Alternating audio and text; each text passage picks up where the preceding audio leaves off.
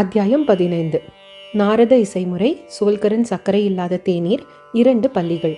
ஷிரடியில் ராமநவமி திருவிழாவை பற்றி 6வது அத்தியாயத்தில் குறிப்பிட்டதை நூலை கற்போர் நினைவு கூறலாம். எவ்விதம் அத்திருவிழா முதலாக நடைமுறைக்கு கொண்டு வரப்பட்டது, எவ்வாறு ஆரம்ப வருடங்களில் அவ்விழாவின் போது கீர்த்தனைகள் பாடுவதற்கான ஒரு ஹரிதாஸை பெறுவது பெருங்கடினமாயிருந்தது, எவ்வாறு தாஸ்கனுவிற்கே இவ்விழாவினுடைய பொறுப்பை நிரந்தரமாக பாபா ஒப்படைத்து அதிலிருந்து தாஸ்கனு அதனை எவ்வாறு வெற்றிகரமாக நிறைவேற்றி கொண்டு வருகிறார் ஆகியவைகளை நினைவு கூர்ந்திருக்கலாம். நாரத இசை பத்ததி. பொதுவாக நமது ஹரிதாசர்கள் கீர்த்தனைகள் செய்யும் பொழுது மகிழ்வு நாள் உடைகளையும் முழு உடைகளையும் அணிகிறார்கள். வேடாவோ டர்பனோ ஏதோ ஒரு தலைப்பகையை அணிந்து கொள்கிறார்கள். நீளமான அலைமோதும் கோட், உள்ளே ஒரு சட்டை, தோள்களில் அங்கவஸ்திரம், இடுப்புக்கு கீழே வழக்கமான நீள வேட்டி ஆகியவற்றை அணிகிறார்கள். ஷிரடி கிராமத்தில் ஒரு கீர்த்தனைக்காக தாஸ்கன் ஒரு முறை இவ்வாறாக உடையணிந்து பாபாவிடம் வணங்குவதற்கு சென்றார். பாபா, நல்லா இருக்கு மாப்பிள, இவ்வளவு அழகாக உடையணிந்து நீ எங்கே சென்று கொண்டிருக்கிறாய் என்று கேட்டார். கீர்த்தனை செய்வதற்கு என்று பதில் வந்தது. அப்பொழுது பாபா, இச்சிறு அலங்கார பொருட்கள் எல்லாம் எதற்கு? கோட்டு, அங்கவஸ்திரம், குல்லாய் முதலிய எல்லாவற்றையும் எனக்கு முன்னால் கிழற்றிவிடு என்று கூறினார்.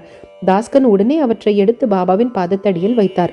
அதிலிருந்து கீர்த்தனை செய்யும் பொழுது தாஸ்கனு இடுப்புக்கு மேல் ஒன்றும் அணிவதில்லை. கைகளில் ஒரு ஜதை, சப்பளக்கட்டை, கழுத்தில் மாலை இவற்றினுடனேயே எப்பொழுதும் இருந்தார். எல்லா பாடகர்களும் கை கொள்ளும் முறையுடன் இது ஒத்ததாய் இல்லை. ஆனால் இதுவே மிகச்சிறந்த மிக தூய வழியாகும். கீர்த்தனை பதத்தினை பாடத் துவங்கிய நாரத ரிஷியை மேல் உடம்பிலும் தலையிலும் ஏதும் அணியவில்லை. தம் கையில் வீணையேந்தி இடந்தோறும் அலைந்து திரிந்து கடவுளின் புகழை பாடினார். சோல்கரின் சர்க்கரையில்லாத தேநீர். பூனே, அகமது நகர் ஜில்லாக்களில் பாபா அறிந்து கொள்ளப்பட்டார். ஆனால் நானா சாஹேப் சந்தோர்கர் தனது சொந்த தனிப்பட்ட முறையிலான உரையாடல்களாலும் தாஸ்கனு தனது மிக உயர்வுமான கீர்த்தனைகளாலும் கொங்கணத்தில் பாபாவின் புகழை பரப்பினார்கள். உண்மையில் தாஸ்கனுதாம் அவரை கடவுள் ஆசீர்வதிப்பராக தமது அழகிய ஒப்புமையற்ற கீர்த்தனைகளால் அங்கே இருந்த ஏராளமான மக்களை பாபாவினால் பயனுறும்படி செய்தார். கீர்த்தனைகளை கேட்க வந்த மக்கள் வெவ்வேறு சுவையுள்ளவராய் இருப்பர். சிலர் ஹரிதாஸின் அறிவழத்தை அல்லது புலமையை விரும்புவர். சிலர் அவரது அபிநயங்களையும், சிலர் அவரது பாடலையும், சிலர் அவரது விகட நகைச்சுவையையும், சிலர் அவரது துவக்க வேதாந்த வியாக்கியானங்களையும் மற்றும் சிலர் அவரது முக்கிய கதைகளையுமாக பலர் பலவிதமாக ஆர்வம் கொண்டிருப்பார்கள். அவர்களுக்குள் மிகச்சிலரே கீர்த்தனைகளை கேட்பதன் வாயிலாக ஞானிகளிடமிடத்தோ கடவுளிடமிடத்தோ நம்பிக்கையும் பக்தியும் பெறுகிறார்கள். ஆயினும் தாஸ்கனுவின் கீர்த்தனைகளை கேட்கும் அவையோர்களது மனங்களின் விளைவு மின்சாரமாகும். அது அங்கனமே இருந்தது. கீழ்கண்ட ஒரு நிகழ்ச்சியை இங்கு தருகிறோம். தாஸ்கனு ஒரு முறை தானேவில் கௌபினீஸ்வர் கோவிலில் சாய்பாபாவின் புகழ் பாடி கீர்த்தனை செய்து வந்தார். அவையோர்களின் சோல்கர் என்பவர் சிவில் கோர்ட்டில் ஒரு தற்காலிக ஊழியராக வேலை பார்த்து வந்த ஏழை ஆவார். மிகவும் கவனத்துடன் தாஸ்கனுவின் கீர்த்தனையை அவர் கேட்டு பெரிதும் உருகி போனார். அவர் அங்கேயே அப்போதைய மனத்தினால் பாபாவுக்கு வணக்கம் செலுத்தி விரதம் எடுத்துக்கொண்டு பின்வருமாறு கூறினார்.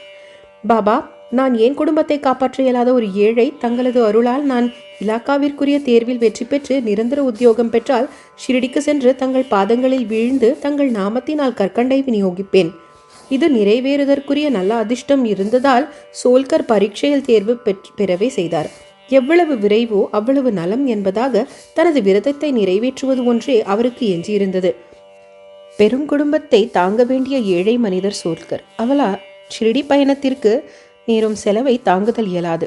தானே ஜில்லாவில் உள்ள நானே காட்டையோ அல்லது சஹ்யாத்ரி மலைத்தொடரையோ ஒருவன் எளிதில் கடந்து விடலாம். உம்ப்ரோ காட்டை, அதாவது வீட்டின் தலைவாயிலை ஒரு ஏழை மனிதன் கடப்பது என்பது மிகவும் கடினமானது.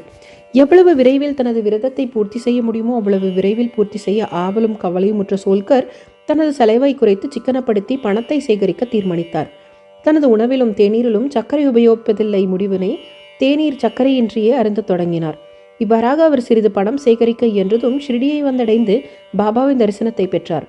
அவர் பாதங்களில் விழுந்தார். ஒரு தேங்காயை அர்ப்பணித்தார். தனது விரதப்படி அந்த கரண சுத்தியுடன் கற்கண்டை விநியோகித்தார். பாபாவிடம் அவரது தரிசனத்தால் தான் மிகவும் மகிழ்ச்சியுற்றதாகவும் அன்றைய தினத்தில் அவரது ஆசைகள் பூர்த்தியாயின என்றும் கூறினார். தன்னுடைய விருந்து உபசரிப்பாளரையே பாபு சாஹேப் ஜோக்குடன் சோல்கர் மசூதியில் இருந்தார். விருந்து உபசரிப்பாளரும் விருந்தினருமாக இருவரும் எழுந்து மசூதியை விட்டு புறப்பட போன பொழுது பாபா ஜோக்கிடம் பின்வருமாறு கூறினார். அவருக்கு சர்க்கரை நிறைய முழுமையாக கரைக்கப்பட்ட தேநீர் கொடுப்பீர். இத்தகைய உட்கருத்து வளஞ்செறி சொற்களை கேட்டு சோல்கர் மிகவும் மனதுருகி போனார். வியப்பால் செயலிழந்தார். அவரின் கண்கள் கண்ணீரால் பணிந்தன. மீண்டும் பாபாவின் பாதங்களில் வீழ்ந்தார். தனது விருந்தினருக்கு அளிக்கப்பட வேண்டிய தேநீரை பற்றிய வழிநெறியை கேட்டு ஜோக்கும் ஆச்சரியமடைந்தார். தமது சொற்களின் மூலம் சோல்கரின் மனதில் நம்பிக்கையையும் பக்தியையும் தோற்றுவிக்க பாபா விரும்பினார். அவருடைய விரதப்படி தாம் கற்கண்டை பெற்றுக்கொண்டதையும் உணவில் சர்க்கரை பயன்படுத்தக்கூடாது என்ற அவரது ரகசிய தீர்மானத்தையும் தாம் முழுமையாக அறிந்திருப்பதாக அது அங்கனம் இருந்தபடியே பாபா குறிப்பிட்டார். பாபா கூறியதன் பொருளாவது, என் முன்னர் பக்தியுடன் உங்களது கரங்களை நீட்டுவீர்களே ஆனால் உடனேயே இரவும் பகலும் உங்களுடன் கூடவே நான் இருக்கிறேன். இவ்வுடம்பால் நான் இங்கேயே இருப்பினும் 7 கடலுக்கப்பால் நீங்கள் செய்வதை நான் அறிவேன். இதை பரந்த உலகின் கண் நீங்கள் விரும்பியபடி எங்கு வேண்டுமானாலும் செல்லுங்கள். நான் உங்களுடனேயே இருக்கிறேன். உங்களது இதயமே எனது இருப்பிடம். நான் உங்களுக்குள்ளேயே இருக்கிறேன். உங்களது இதயத்துள்ளும் அதை போன்ற சகல ஜீவராசிகளின் இதயங்களினுள்ளும் இருக்கும் என்னையே எப்பொழுதும் வணங்குவீர்களாக. என்னை இங்கனமாக அறிபவர் உண்மையிலேயே ஆசீர்வதிக்கப்பட்டவரும் அதிர்ஷ்டசாலியும் ஆவார். இவ்வாறாக எவ்வித அழகான முக்கியமான நீதி பாபாவினால் சோல்கருக்கு உபதேசிக்கப்பட்டது என்பதை மக்கள் அறிவார்கள். 2 பள்ளிகள். 2 சிறிய பள்ளிகளின் கதையுடன் இவ்வத்தியாயத்தை முடிப்போம். ஒருமுறை பாபா மசூதியில் அமர்ந்திருந்தார். ஒரு பக்தரும் அவர் முன்னால் அமர்ந்திருந்தார். ஒரு பள்ளி டிக் டிக் துடிப்பை விளைவித்தது. ஆச்சரியத்தால் உந்தப்பட்ட அவர், பள்ளியின் இத்துடிப்பு ஏதேனும் பின் விளைவு காட்டுதல் குறித்ததா? அது நல்ல அடையாளமா அல்லது தீய சகுனமா என்று பாபாவை கேட்டார். அப்பள்ளியின் சகோதரி அதனை பார்க்க அவுரங்காபாத்திலிருந்து வந்து கொண்டிருப்பதையும் அதனால் அப்பள்ளி மிகவும் மகிழ்ச்சியுற்றிருக்கிறது என்றும் பாபா கூறினார். பாபா சொல்லுவதன் அர்த்தம் புரியாமல் அவர் மௌனமாய் அமர்ந்திருந்தார். உடனேயே அவுரங்காபாத்திலிருந்து குதிரையின் ஒரு பெருந்தகை பாபாவை பார்க்க வந்தார். அவர் மேற்கொண்டு பயணத்தை தொடர விரும்பினார். ஆனால் அவரது குதிரை பசியாயிருந்தபடியால் நகர்வதாக இல்லை. அதற்கு கொள்ளு தேவைப்பட்டது. கொள்ளு கொண்டு வருவதற்கு தனது தோளில் இருந்த ஒரு பையை எடுத்தார். தூசியை போக்குவதற்கு தரையில் அடித்தார். அதிலிருந்து ஒரு பல்லி விழுந்தது. எல்லோர் முன்னிலையிலும் அது சுவரில் ஏறியது. கேள்வி கேட்ட பக்தரிடம் அப்பள்ளியை நன்றாக கவனிக்கும்படி பாபா கூறினார். அது உடனே தனது பெருமையான நடையுடன் தன் சகோதரியை நோக்கி சென்றது. நீண்ட காலத்திற்கு பின்னர் இரண்டும் சந்தித்தன. ஒன்றை ஒன்று முத்தம் கொடுத்து கட்டியணைத்துக் கொண்டன. சுற்றி சுற்றி ஓடி வந்து அன்பால் நடனமாடின. ஷிரிடி எங்கே இருக்கிறது? அவுரங்காபாத் எங்கே இருக்கிறது? குதிரையிலிருந்து மனிதர் பள்ளியுடன் எங்கனம் அவுரங்காபாத்திலிருந்து வந்தார்? 2 சகோதரிகள் சந்திப்பை போவதை எங்கனம் பாபா முன்னேயே தீர்க்க தரிசனம் செய்தார். இவையெல்லாம் உண்மையிலேயே மிகவும் ஆச்சரியமானதும் பாபாவின் எங்கு நிறை பேரறிவையும் அனைத்தையும் உணரும் ஆற்றலையும் மெய்ப்பிப்பதும் ஆகும். பிற்சேர்க்கை. எவரொருவர் இவ்வத்தியாயத்தை பக்தியுடன் படிக்கிறாரோ அல்லது தினமும் கருத்தூன்றி பயில்கிறாரோ சத்குரு சாய்பாபாவின் அருளால் அவரது அனைத்து ஆழ்துயர் நிலைகளும் அகற்றப்படும். எனவே ஸ்ரீ சாயியை பணிக. அனைவருக்கும் சாந்தி நிலவட்டும்.